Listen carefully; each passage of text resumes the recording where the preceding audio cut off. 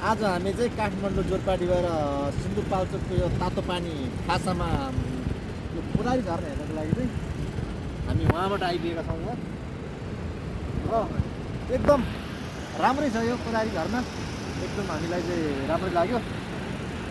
पहिले योभन्दा मुनि कोदारी झर्ना हेर्नको लागि योभन्दा मुनि थियो, यस्तो टावर भ्यू टावर थियो मुनि बनाइएको थियो, तर मुनिबाट राम्रो नदेख्नुको कारणले गर्दाखेरि चाहिँ अहिले यो माथि आएर चाहिँ नयाँ बन्दै हो यहाँ कोदारी झर्नाको भ्यू पोइन्ट देख्नको लागि, यो माथि चाहिँ भ्यू पोइन्ट देख्नको लागि नयाँ बनिरहेको छ। जस्तै कि यहाँदेखि कसै मान्छेहरूलाई हेर्न मन छ, कोदारी झर्ना आउन मन छ, सक्नुहुन्न, गाडीमा मोटरसाइकलमा यातायातमा सक्नुहुन्न भने हेलिप्याडको धरी हेलिकप्टर पनि लिएर आउन सक्नुहुनेछ। यहाँ हेलिप्याडको धरी व्यवस्था गरिएको छ। यो चाहिँ अब सिन्धुपाल्चोकको खासाबाट तातो पानीबाट धेरै पर्दैन, 2 किलोमिटर अगाडि यहाँबाट चाइना बोर्डर जानुको लागि फेरि यहाँबाट ठ्याक्कै 2 किलोमिटर अगाडि यहाँबाट 5 मिनट गयो भने चाइना बोर्डर, नेपाल चाइना।